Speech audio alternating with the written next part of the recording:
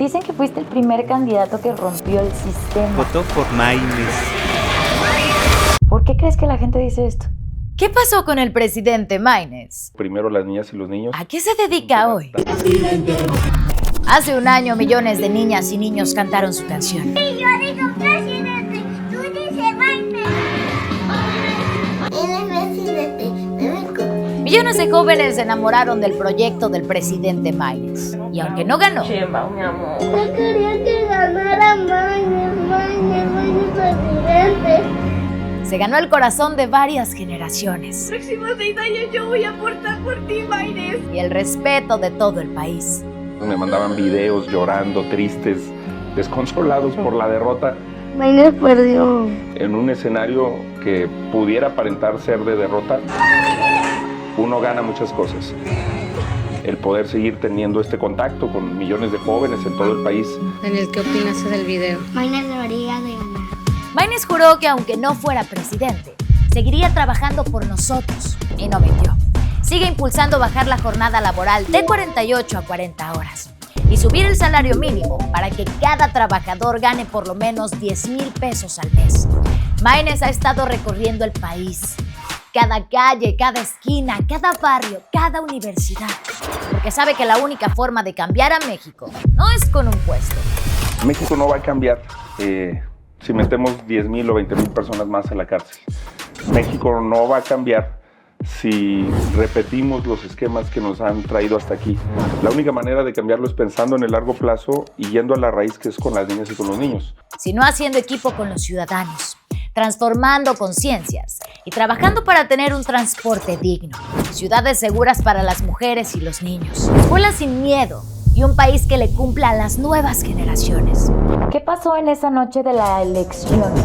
¿Por qué son diferentes los gobiernos de Movimiento Ciudadano? Tuvimos el honor de volver a entrevistar a Jorge Álvarez Maínez, No lo veo como una derrota. el presidente de los jóvenes, niñas y niños de México. ¿Qué está haciendo bien el gobierno federal? ¿Crees que haya algo que se está haciendo bien?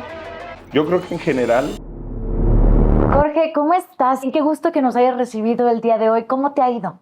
pues me da un enorme gusto platicar contigo después prácticamente de un año que Sí. platicamos en un momento totalmente distinto de mi vida, pero pues contento. Hoy estás en otro camino, en otra dirección. Estuviste en la carrera presidencial.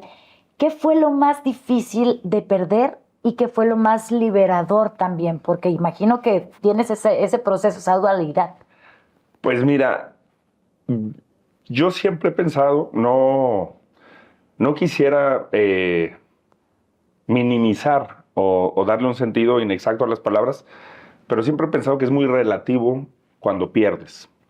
Y de hecho, a toda la gente que se sintió mal, que se decepcionó, principalmente millones de niñas y niños que me mandaban videos llorando, tristes, desconsolados por la derrota, pues justamente les decía eso y les sigo diciendo eso cuando los encuentro. A veces en la vida, en un escenario que pudiera aparentar ser de derrota, uno gana muchas cosas.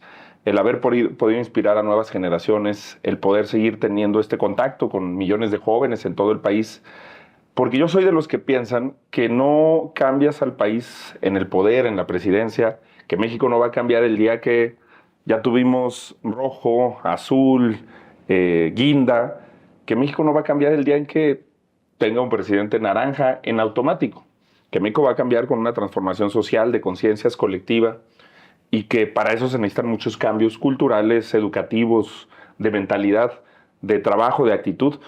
Y por eso estoy contento en el sentido de que no lo veo como una derrota.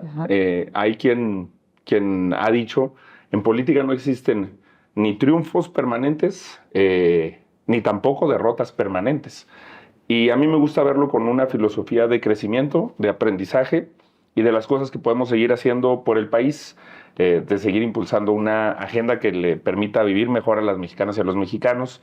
Y nos hemos enfocado en eso, no en ponerle piedritas, obstáculos al gobierno, a la presidenta, en tratar de seguir llevando ideas, causas, banderas, como lo hicimos con la ley Silla, con las vacaciones dignas, ahora con la jornada laboral de 40 horas para las mexicanas y los mexicanos, con el salario mínimo de 10,000 pesos al mes que tenemos proponiendo ya mucho tiempo y seguir sembrando esta semilla de cambio en las universidades. Entonces, por supuesto, es complicado afrontar un escenario de que no es el óptimo, pero tratamos de remontarlo y de ver como una oportunidad de crecimiento cada etapa. ¿Qué pasó en esa noche de la elección? Cuando tú viste los resultados, ¿qué sentiste en ese momento? ¿Estabas con tu equipo? ¿Estabas con tu familia? Me imagino que estaban todos reunidos en ese momento. ¿Cuál fue tu sentimiento al ir viendo el avance de los resultados y una vez ya cuando concluyó y anunciaron quién era la ganadora? Pues estuvimos aquí. No puedo decir que no me hubiera gustado ganar. Compite uno para ganar. Yo eso transmito a mis hijos. Si tú estás en una misión, en un concurso, en una competencia, en cualquier tipo de escenario, hay que tratar de tener una mentalidad de triunfo. Pero Movimiento Ciudadano nunca había tenido una candidatura presidencial y muchísimas personas de los grupos de interés creado, habían dicho que íbamos a perder incluso el registro y que había sido el peor error de nuestras vidas no sumarnos a la coalición del PRIAN.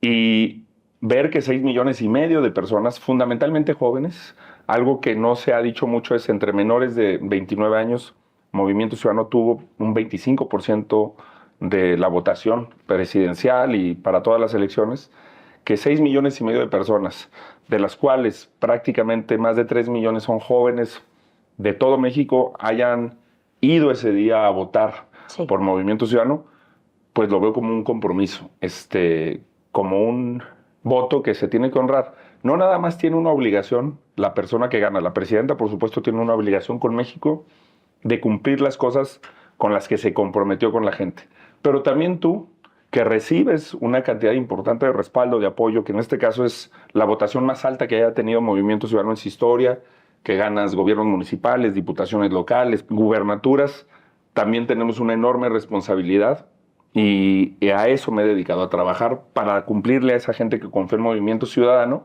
y para ser la voz de esas personas. Dicen que fuiste el primer candidato que rompió el sistema. ¿Por qué crees que la gente dice esto? Porque en México nos hemos acostumbrado a que solo puede ser candidato el que tiene padrinos, el que tiene millones de pesos, el que tiene lleno de espectaculares el país, el que tiene lleno de bardas, y que creo que somos un país en el que los políticos en general son prácticamente extraterrestres. Comen en restaurantes que no comemos la mayoría de los ciudadanos, viven en colonias en las que no vivimos la inmensa mayoría de los ciudadanos. Y creo que el hecho de que en la presidencia de la República haya estado una persona que podríamos decir pues, más ordinaria del resto de la clase política, pues generó mucho ese tipo de sensaciones y que además no cambiamos la vida. Yo se los dije, el ser candidato a la presidencia no iba a evitar que yo siga yendo a conciertos, a escuchar la música que me gusta, a eventos deportivos, que yo siga saliendo al parque con mis hijos, porque pienso que buena parte de lo que le hace falta al país es tener más esa carne y hueso en los temas, que haya gente que conozca el transporte público, que conozca el estado en el que están las escuelas, el estado en el que están las calles, gente que camine, gente común y corriente en los espacios de toma de decisiones para romper esta inequidad, esta desigualdad que existe en México. ¿Qué te viene a la mente cuando escuchas la frase Maynes presidente? La canción. No, pues casi siempre son niñas y niños los que todavía me siguen diciendo así. ¿Crees en ti mismo? Siempre es algo difícil, porque pienso que eso es parte del problema de la política. Tenemos políticos convencidos en que ellos, en lo personal, son la respuesta y el cambio, y que les debemos de confiar todo. Y que tienen las soluciones de todo y que saben de economía, de cultura, de deporte, y luego lo que ves en la implementación es una implementación muy mala precisamente por ese perfil egoísta. Yo creo en los equipos de trabajo, en los talentos compartidos, en la complementariedad, y realmente creo que ese debe ser el gran talento de un líder. Está rodeado de líderes, de especialistas, de gente con carácter, con voluntad, con actitud, con honestidad, con valores para cambiar las cosas. En ese sentido, sí creo en mí, pero como parte de un proyecto colectivo, porque además creo que no hay que estar obsesionados. Yo ya viví una situación en la que se suponía que no iba a ser y terminé siendo el candidato. Entonces creo que lo que tiene que generar Movimiento Ciudadano es un equipo Y tenemos pues grandes perfiles, tenemos a un Pablo Lemos en Jalisco, a un Samuel García en Nuevo León, a un Colosio en el Senado, la presidenta de Guadalajara, Verónica Delgadillo, Patricia Mercado. Tenemos un gran equipo de muchos talentos que cada vez van llegando más perfiles, y creo más en el equipo que en el individuo. ¿Y qué le dirías a todos los chavos que te creyeron? Estamos hablando de creer. Dante Delgado creyó en ti. Sí. Tú obviamente tienes que creer en ti. Nos acostumbramos en el mundo a que a cada generación le fuera yendo mejor, un mejor trabajo, una mejor vivienda, porque estábamos en una ruta en el mundo de progreso. Nuestros padres tuvieron lo que no tuvieron nuestros bisabuelos, en general, aunque hay historias que se modifican, pero el mundo seguía una línea de progreso. Hoy los jóvenes tienen empleos precarios, tienen pocas posibilidades de pensionarse, van a tener que trabajar mucho más años para jubilarse, tienen muy poco acceso a la vivienda, por ejemplo. Es un tema que está colapsando a las nuevas generaciones, y todos esos jóvenes merecen una representación pública que no los discrimine por la música que escuchan, que no los estigmatice, que no les culpe de los problemas que tomaron las decisiones de otros, porque se les está culpando. Se dice que generación de cristal, se dice que cuando todo el sistema se construyó en perjuicio de las nuevas generaciones, de los jóvenes y de las niñas y de los niños. Entonces creo que esas nuevas generaciones merecen tener una voz que los represente en estos temas de medio ambiente, de vivienda, de educación, del derecho a la cultura que tienen a la recreación, y creo que ese es el objetivo de Movimiento Ciudadano. Maynés, ¿qué proyectos o iniciativas estás impulsando actualmente para fortalecer a MC de cara a las próximas elecciones? Pues mira, primero luchar por las causas de las personas. Como te decía, yo sigo pensando, cuando veo lo que cuesta hoy la vivienda, lo que cuestan los alimentos, lo que cuestan todos los gastos educativos, y veo las noticias con todo, y que hay que reconocer que hubo un avance con López Obrador en materia del salario, que nosotros siempre respaldamos y apoyamos, pero ves el tema de los salarios, veo un desfase y digo, ¿cómo le hacen las personas? ¿Cómo es posible que nos hemos acostumbrado en este país a que la gente tenga que vivir con eso, con esas cantidades, con 5, 6, 7 mil pesos al mes, que pues son obviamente insuficientes para cualquier tipo de bienestar? Por eso el tema de los ingresos y de la jornada laboral digna me parece muy importante. Obviamente todos los temas de infancia, que nosotros, retomando su famosa frase, establecimos el por el bien de todos, primero las niñas y los niños, que ahora decimos por el bien de México, primero las niñas y los niños. México no va a cambiar si metemos 10,000 o 20,000 personas más a la cárcel. México no va a cambiar si repetimos los esquemas que nos han traído hasta aquí. La única manera de cambiarlo es pensando en el largo plazo y yendo a la raíz, que es con las niñas y con los niños. Te doy un ejemplo, el tema de los feminicidios. ¿Quién piensa en qué sucede con las víctimas indirectas de los feminicidios? Las hijas y los hijos de las mujeres que son asesinadas en este país. ¿Cómo es su vida? ¿Cómo es su evolución?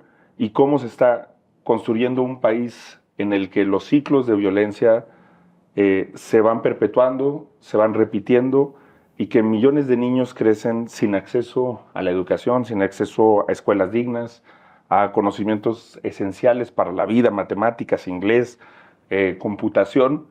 Hay un gran abandono de la niñez en México. Se ha reducido el presupuesto para niñas y para niños. Son el 10% de la población y solamente se les da el 1% del presupuesto. Y creo que apostar por ellos sería un cambio radical. Y creo que sí, México tiene muchos problemas, pero hay que empezar por ahí, por una perspectiva de futuro y por un cambio que realmente piense en ese largo plazo. Por estar pensando constantemente en el corto plazo, creo que nos hemos perdido la oportunidad de realmente poner al país en una nueva dirección. Cuando un político va a un mitin, a un templete, y se echa el mismo discurso en Tijuana, que en Campeche, en Mérida, que en Matamoros, en Guadalajara, que en Aguascalientes, y se baja del templete y se despide, pues realmente no conoció a las personas y no conoció al país. La diferencia con los encuentros universitarios es que en realidad es un diálogo, y que hay cuestionamientos, preguntas, propuestas. Muchas de las ideas que están en el México Nuevo pues han sido comentarios que jóvenes, estudiantes, profesionistas, amas de casa, me han compartido y que creo que el escuchar es una cosa que también tiene que hacer mucha diferencia en el México del futuro. ¿Por qué son diferentes los gobiernos de Movimiento Ciudadano? Yo creo que nos concentramos mucho más en los buenos gobiernos y en los resultados y en la eficiencia que en los discursos, porque tenemos prioridades muy claras. En todos los movimientos de Movimiento Ciudadano se les da prioridad a las niñas y a los niños. En Zapopan, con la ciudad de las niñas y los niños. En Jalisco, con la atención universal al cáncer infantil, que también se tiene en Nuevo León. En Nuevo León, con el nuevo DIF Capullos. En Guadalupe, Nuevo León. Creo que en todos los lugares a los que llega Movimiento Ciudadano, en Campeche, hemos puesto esta plataforma de congruencia de poner primero a las nuevas generaciones. ¿Cuál sería tu primera acción a tomar ante toda esta problemática de lo que hace falta atender? Bueno, en el proyecto de largo plazo, poner la atención en las causas, y la causa más importante es la educación. Arreglar las escuelas de México, garantizar el acceso masivo de las personas al sistema educativo. Pero a la par, me parece muy importante el tema de seguridad, el tema de justicia y de paz. Y creo que tiene mucha conexión con esta relación. Si tú eres parte del problema, si tú estás coludido, no puedes luego encabezar una política de soluciones. Creo que en México sí ya llegó la hora de poner límites. Y cuando nosotros hablábamos en campaña de que, por ejemplo, en el caso de El Salvador se estaban haciendo muchas cosas bien, sí, la gente se va a los ejemplos clásicos, pero no se fija que, por ejemplo, una de las cosas que hizo de manera tajante Bukele y que hizo muy bien es el cortar los circuitos financieros del crimen organizado, utilizando la tecnología. Tú tienes que ir precisamente a poner barreras y fronteras en donde digas, esto no lo puedes hacer en el país. Y creo que en ese sentido sí hace falta más firmeza en un tema que lastima, que lacera a tantas personas como es la falta de justicia, la falta de paz, la falta de seguridad que hay en el país, en todo el país, en todos los estados de México, que podemos mejorar. Ahora te pregunto, ¿qué está haciendo bien el gobierno federal? ¿Crees que haya algo que se esté haciendo bien? Yo creo que en general, te digo, la respuesta a Trump ha sido buena de la presidenta. Nosotros por eso hemos tenido una posición de acompañamiento, de defensa, de solidaridad. El día 1 de mayo que anunció el tema de que esa iniciativa que llevamos impulsando varios años de las 40 horas, la jornada laboral digna, que la va a apoyar, me dio mucho gusto. Creo que es escuchar, que es entender, ojalá se concrete pronto, ojalá que no lo pospongan. Un mensaje para la gente que se pregunta, ¿qué pasó con el presidente Maínez?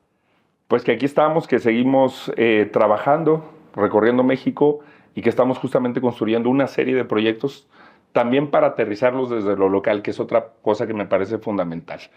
México no lo vamos a cambiar en Polanco, en Reforma, en la Ciudad de México, en la política tradicional. Tenemos que ir al territorio, tenemos que ir a los municipios, a las regiones del país, a las distintas entidades, y que vamos a seguir recorriendo México para construir.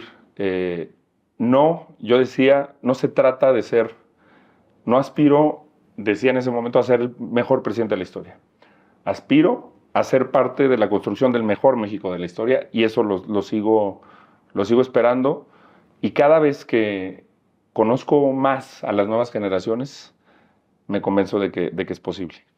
Eres un hombre de familia, eres un hombre luchador. Hoy estás frente a este gran partido que es MC. Te agradecemos el espacio, el tiempo, te deseamos todo el éxito del mundo y pues a construir el mejor México. Muchas gracias. Al contrario, muchas gracias a ti.